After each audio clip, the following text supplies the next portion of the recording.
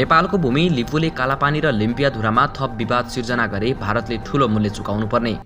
भारतीय सेनामा रहेका 1 लाख बढी गोर्खा सैनिक एकसाथ नेपाल फर्किएपछि यस्तो हुनेछ भारतको हालत। चीनले पनि दियो भारतलाई कडा चेतावनी। सिमानामा थप विवाद बल्झाए भारतले चीन, पाकिस्तान र नेपालको त्रिदेशीय सैन्य दबाव खेप्नुपर्ने। भारतले नेपाल विरुद्ध गरेको एक गोप्य कुराको जानकारी यसरी आउँछ नेपालमा। यस्तो छ भारतले नेपालसँग युद्ध गर्न नसक्नुको कारण। यो सबै विषयमा हामीले केही तथ्यसहित भिडियो बनाएका छौं। यदि तपाईँ एक राष्ट्रप्रेमी नागरिक हो भने यो भिडियोलाई अन्तिम सम्म हेर्नुहोला, किनकि यसमा तपाईले अहिलेसम्म पनि थाहा नपाएका कुराहरू समावेश हुन सक्छन्। यदि च्यानल सब्स्क्राइब गर्नुभएको छैन भने यस्तै सत्य तथ्य समाचारको लागि अहिले नै च्यानल सब्स्क्राइब गरेर जोडिनुहोला। लिपुले कालापानी र लिम्पियाधुरा सहितको भूभाग निर्विवाद नेपालको जमिन हो। तर यो जमिनमा भारतले वर्षौंदेखि विवाद सिर्जना गर्दै आइरहेको कुरा तपाईहरुलाई अवगत नै छ। केही दिन अगाडि मात्र उक्त भूभागलाई समेटेर नेपालले नयाँ नक्सा सार्वजनिक गरेपछि अब भारतले उक्त सीमा क्षेत्रमा थप विवाद सृजना गर्ने देखिएको छ। भारतले नेपाली भूमिमा थप विवाद सृजना गरेर दादागिरी देखाएपछि यसको ठूलो मूल्य चुकाउनु पर्नेछ। नेपालसँग वर्षौंदेखिका प्रशस्त प्रमाणहरू हुँदाहुँदै पनि नेपालले यो मुद्दालाई अन्तर्राष्ट्रियकरण गरेको छैन। भारत हाम्रो छिमेकी मुलुक हो। दुईवटा छुट्टा-छुट्टै देश भएर पनि खुल्ला सीमाना, व्यापार व्यवसायदेखि हरेक कुरामा हामीमा एउटै देशको जस्तो सम्बन्ध छ। त्यसैले हामी यो मुद्दालाई ठूलो इस्यु बनाउन चाहँदैनौं, आपसी समझदारीमै मिलाउन चाहन्छौं भन्ने हाम्रो नरम भाषालाई भारतले बुझ्न नसकेपछि नेपालले बिना सल्लाह नयाँ नक्सा सार्वजनिक गरेको हो। अब पनि भारतले हामीमाथि दादागिरी देखाएमा र थप विवाद सृजना गरेमा नेपालले यो मुद्दालाई अन्तर्राष्ट्रियकरण गर्नुको विकल्प छैन। अन्तर्राष्ट्रिय अदालतले ऐतिहासिक प्रमाण हेर्छ, कसैको दम्ब र दादागिरीलाई होइन। तसर्थ हाम्रो ऐतिहासिक प्रमाणहरूले विजय हासिल गर्नेछ र भारतले विश्वसामु शिर निहुराउनु पर्नेछ। शक्तिशाली मुलुकहरूको सूचीको अग्रपन्थीमा रहेको भारतले अन्तर्राष्ट्रिय अदालतमा मुद्दा हार्नु भनेको आफ्नै खुट्टामा बन्चरो हान्नु सरह हो। बहादुरों, ये लड़ाई और खून खराबा हमारे लिए कोई नई बात नहीं है। अर्कोतर्फ चीनले पनि भारतलाई कडा चेतावनी दिएको छ। भारत र चीनको सीमाना लद्दाखमा पनि वर्षौंदेखि विवाद हुँदै आइरहेको छ। केही दिन अगाडि मात्र उक्त सीमा क्षेत्रमा भारतीय र चीनिया सैनिक बीच झडप हुँदा 20 जना भारतीय सैनिकको मृत्यु भएको थियो। पछिल्लो समय नेपाल चीनको इशारामा चलिरहेको आरोप भारतीय मिडियाहरूले लगाउँदै आइरहेका थिए। सीमा विवादकै सम्बन्धमा चीनले भारतलाई कडा चेतावनी दिएपछि भारतमा अझ ठूलो धक्का महसुस भएको छ। चीनले भनेको थियो कि भारतले सीमानामा थप विवाद बल्झाए चीन, पाकिस्तान र नेपाल सहितको सैन्य दबाव खेप्नुपर्नेछ। चीनले यति बोलिदिएपछि भारतमा शंका र डरको भुइँचालो गएको हो। यसर्थमा भारतले बुझेको छ कि नेपाल, चीन र पाकिस्तान मिलेका छन्, तर वास्तविकतामा भने सीमा विवाद र सहयोग अनि युद्धको सम्बन्धमा चीनसँग नेपालको आधिकारिक छलफल तथा कुरा भएको छैन। यद्यपि चिनिया कम्युनिस्ट पार्टी र नेपाल कम्युनिस्ट पार्टी बीच पार्टी सञ्चालन र राज्य सञ्चालनको विषयमा भने भिडियो कन्फरेन्स मार्फत छलफल भएको थियो। कदाचित नेपाल र भारत बीच युद्ध नै भयो भने चीनले नेपाललाई सहयोग गर्न सक्ने आधारहरू भने प्रशस्त छन्। जस्तो चीन र भारत बीचमै सिमानाको विषयमा वर्षौंदेखि विवाद हुँदै आइरहेको छ, तर नेपाल र चीनको बीचमा सिमानाको विषयमा कुनै समस्या छैन। बरु आवश्यक पर्दा चीनले नेपाललाई सहयोग गरेको क्षण भने प्रशस्तै छन्। उदाहरणको लागि भारतले नाकाबन्दी गर्दा चीनले नेपाललाई पेट्रोलियम पदार्थ लगायतको सहयोग गरेको थियो। अब कुरा रह्यो भारतको सैन्य शक्ति र त्यसमा गोर्खा सैनिकको भूमिका र स्थानको विषयमा। चीन र भारतको विवादित सीमा क्षेत्र लद्दाखमा झडप हुँदा 20 जना भारतीय सैनिकको मृत्यु भइसकेपछि भारतले तत्कालै विदामा बसेका गोर्खा सैनिकलाई फिर्ता बोलायो।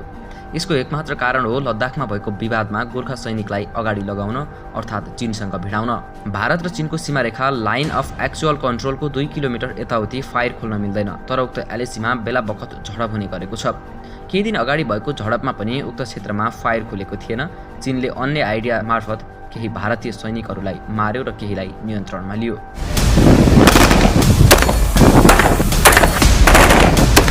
भारतीय सेनाले उक्त झडपमा चिनिया सेनासँग टक्कर दिन नसकेपछि भारतीय सेनामा कार्यरत गोर्खा सैनिकलाई उक्त क्षेत्रमा परिचालन गरेको हो।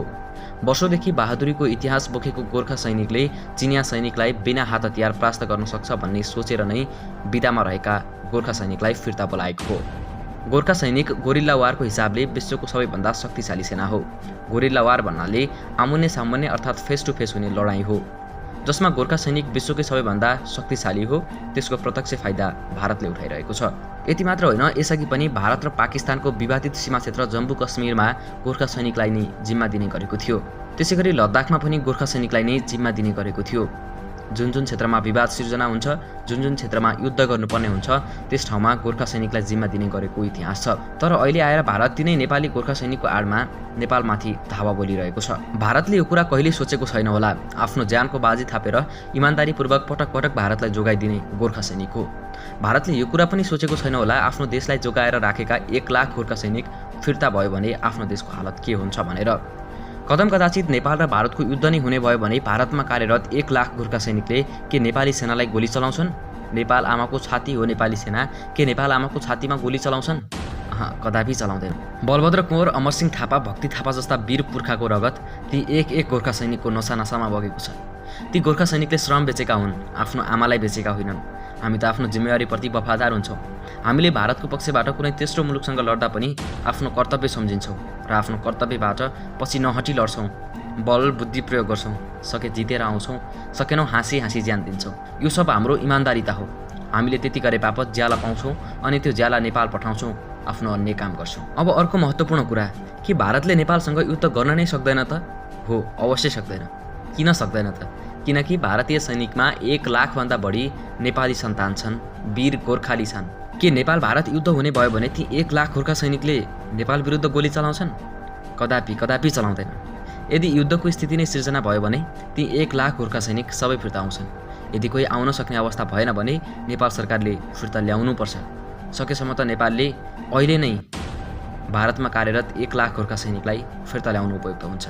भारतमा सेनाको जुन पदमा बसिरहेका छन्, नेपाल ल्याएर पनि त्यही पद दिने हो भने कुन चाहिँ गोर्खा सैनिक आउँदैन? कुन चाहिँलाई त्यसको माया छैन र?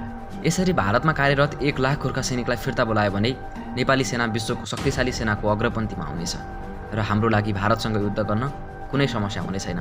किनकि वर्षौँदेखि भारतीय सेनामा रहेका गोर्खा सैनिकलाई भारतीय सेनाको एक गोप्य कुरा थाहा छ।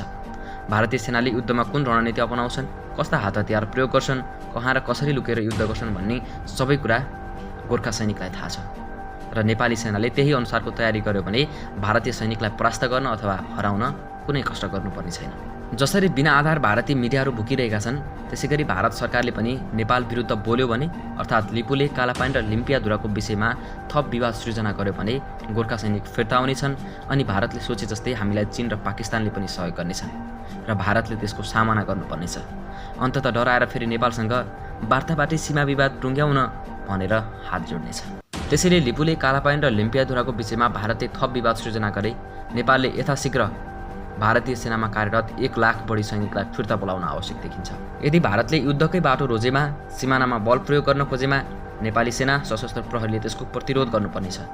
भारतले नेपालको नयाँ नक्सालाई नस्वीकारेमा अर्थात् बहिष्कार गरेमा हामी पनि ग्रेटर नेपालको माग गर्न बाध्य हुनेछौँ। ग्रेटर नेपालको मामलामा पाकिस्तानले नेपाललाई खोलेर सहयोग गर्न सक्छ, किनभने पाकिस्तानी मिडियाहरूले अहिले पनि भन्न थालेका छन् कि नेपालले लिपुले, कालापानी र लिम्पियाधुरा नपाए ग्रेटर नेपालको माग गर्नुपर्छ भनेर। यसर्थमा हामी हटेर होइन, डटेर लड्न आवश्यक छ। पूर्व टिस्टादेखि पश्चिमको काँगडासम्मको जमिन फिर्ता ल्याउन सक्ने वातावरण भारतले नै सिर्जना गरिदिएको छ। अब हामी यो मुद्दामा कदापि कमजोर बन्नु हुँदैन। दर्शकबिन, तपाईँहरूलाई के लाग्छ? भारतीय सेनामा रहेका गोर्खा सैनिकलाई फिर्ता बोलाउन उपयुक्त हुन्छ या हुँदैन?